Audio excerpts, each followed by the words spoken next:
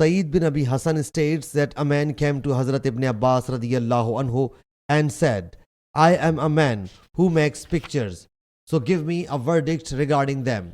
Hazrat Ibn Abbas radiyallahu anhu said, come closer to me. He drew nearer. He again said, come closer to me. He drew still nearer.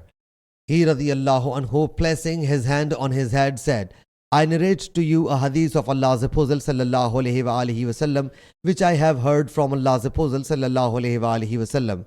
I heard Allah's Apostle sallallahu alayhi wa alihi wasallam say, every portraitist is in hell, and an animate thing will be God created in lieu of every picture he made that will punish him in hell.